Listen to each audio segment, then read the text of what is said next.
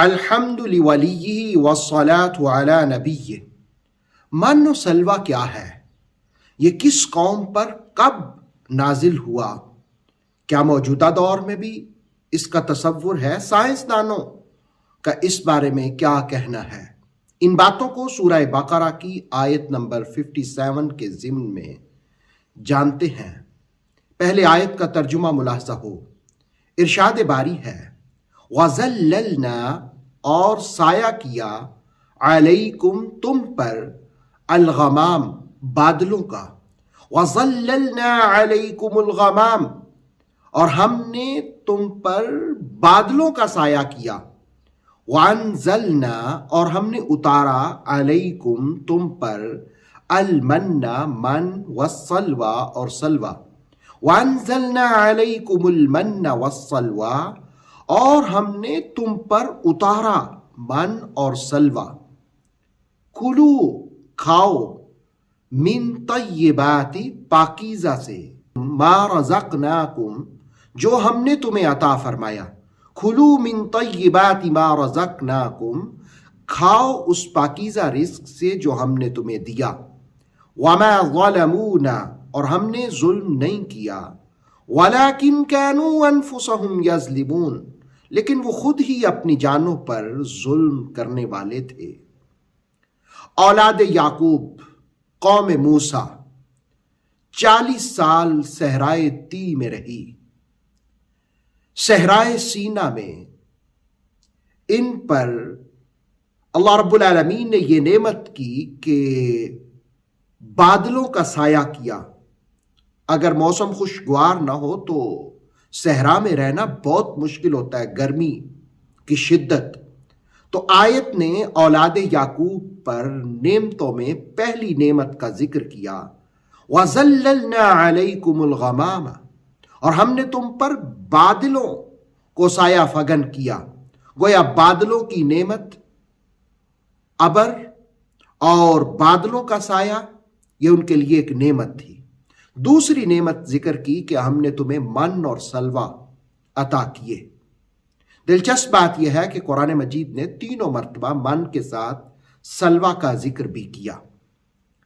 اب من سے مراد کیا ہے؟ راغب اصفہانی کے حوالے سے تفسیر تبصرہ میں کہ شبنم کی طرح درختوں کے پتوں پر چھوٹے چھوٹے قطرات گرتے جو خوشگوار اور میٹھے کی صورت میں ہوتے، اور امام رازی کہتے ہیں کہ اس سے مراد ترنجبین ہے، یہ درختوں سے ٹپکنے والا خوش ذائقہ شیرہ۔ اور اسی حوالے سے 19ویں صدی کے ایک سائنسدان ہیں برکھارڈ، جن کو بعد میں شیخ برکات مصر میں کہا جانے لگا، انہوں نے اپنی book travels in Syria on Holy Land کے اندر لکھا کہ من کی پیداوار کے ذمہ دار خاص قسم کے کیڑے ہیں جو بعض درختوں کی چھال میں سوراخ پیدا کرتے ہیں۔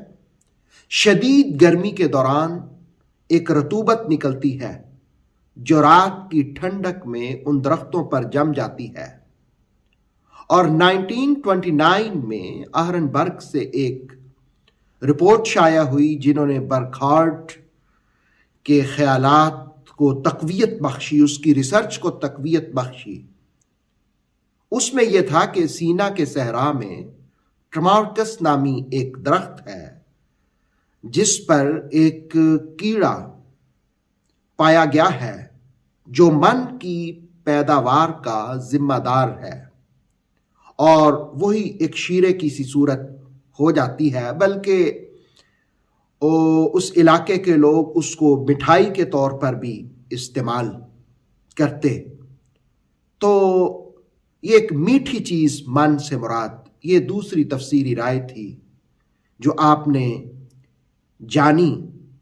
اور تیسری تفسیری رائے تورات کے حوالے سے تفسیر تبصرہ میں ہے کہ من دھنیے جیسی ایک چیز ہوتی جو تیہ کے میدان میں رات کے وقت برستی اور وہ اس کو جمع کر کے اپنی ضرورت کے مطابق پیس لیتے اور پھر اس سے روٹی یعنی روغنی روٹی بڑی خوش ذائقہ بنتی تھی۔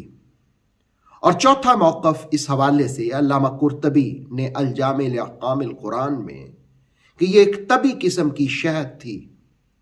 اور پانچواں تفسیری موقف علامہ برہان الدین نے تفسیر بقائی میں بیان کیا کہ جو چیز محنت اور بغیر کسی تکلیف کے حاصل ہو اسے من سے تعبیر کیا جاتا ہے۔ اور چھٹا موقف جس کو علامہ آلوسی نے روح المعانی میں، اسماعیل حقی نے روح البیان میں اور قاضی ثناء اللہ پانی پتی نے تفسیر مظہری میں اور انہی کے حوالے سے مفسر قرآن علامہ سید ریاض حسین شاہ صاحب نے تفسیر تبصرہ میں بیان کیا کہ اس سے مراد کھمبی ہے جس کو آپ مشروم کہتے ہیں۔ اور بخاری مسلم کی حدیث بھی ہے کہ رسول اللہ علیہ الصلوۃ والسلام نے فرمایا کہ الکمأۃ من المن، یہ جو کھمبی ہے مشروم یہ من ہی میں سے ہے۔ اور پھر آپ نے فرمایا کہ وَمَاؤُهَا شِفَاءٌ لِلْعَيْنِ، اور اس کا پانی جو ہے وہ آنکھوں کے لیے شفا ہے۔ حضرت ابو ہریرہ رضی اللہ تعالی عنہ فرماتے ہیں کہ میری ایک کنیز تھی تو میں نے 3 مشروم کا پانی نچوڑ کر کے ایک شیشی میں ڈال دیا اور میری کنیز نے آنکھوں میں استعمال کیا، اس سے اللہ نے اس کو شفا دے دی۔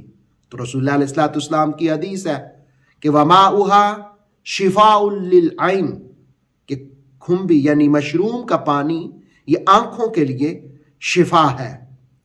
ویسے یہ جو ترنجبین ہے، من سے مراد ترنجبین، اس بارے میں بھی مفسرین نے لکھا کہ اگر اس کو پیس کر کے سونگا جائے تو مالی خیالیہ اور وہم وسوسے دور کرنے کے لیے بہت مفید ہے۔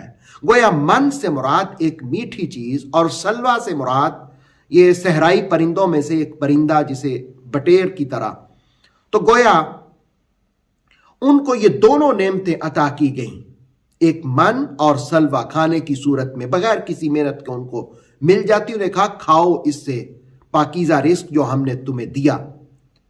وَمَا ظَلَمُونَا، پھر اللہ رب العالمین نے فرمایا ہم نے تو ان پر ظلم نہیں کیا، وَلَكِنْ كَانُوا أَنفُسَهُمْ يَظْلِمُونَ، لیکن وہ خود ہی اپنی جانوں پر ظلم کرنے والے تھے ذخیرہ اندوزی کر کے۔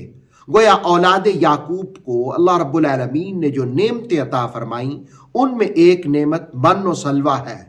موسیٰ کی قوم کو من و سلوہ دیا گیا، لیکن آقا کریم صلی اللہ علیہ وسلم کے صحابہ کہتے ہیں کہ ہمیں جب بھوک اور پیاس کی شدت بہت تنگ کرتی تو ہم والضحیٰ کا چہرہ دیکھ لیتے، اللہ بھوک بھی دور کر دیتا اور پیاس بھی دور کر دیتا تھا۔